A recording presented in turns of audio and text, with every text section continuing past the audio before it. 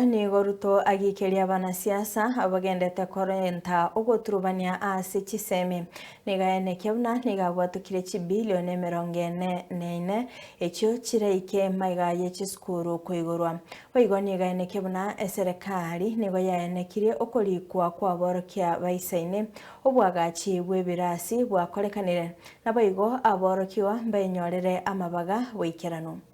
I want to tell those people who are introducing small politics and unnecessary propaganda into the education of our children. I am telling them to keep off our children.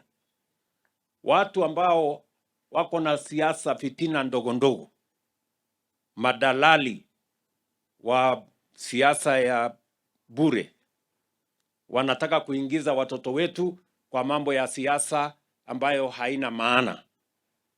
Mimi nataka niwaeleze watafute mahali ingine ya kupeleka siasa. Wawachane na watoto ya Kenya. Watoto wa Kenya wote 1,130,000 wote watapata nafasi ya kwenda katika shule ya senior school Januari. Tumetoa pesa kama serikali bilioni 44. Pesa hiyo itakuwa shuleni kabla ya watoto kufika shuleni. Na hakuna pesa imepunguzwa ya kusomesha watoto wetu. Hawa watu wanaongea hapa, nimesikia wanajaribu kuongea. Wapeleke siasa mbali. Sijui kama tunaelewana. Wawachane na watoto ya Kenya. Watoto wa Kenya ni watoto wetu and tumefanya reform ya kutosha. Tumeajiri waalimu, kufikia Januari itakuwa waalimu 100,000. Tumejenga madarasa 23,000.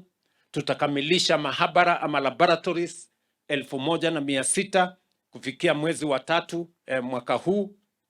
Na vile vile tumehakikisha ya kwamba ile capitation ambayo serikali tunatoa 22,000 kwa kila mwanafunzi, tayari serikali tumetoa 44 billion shillings this week to make sure that the transition in January is going to be smooth.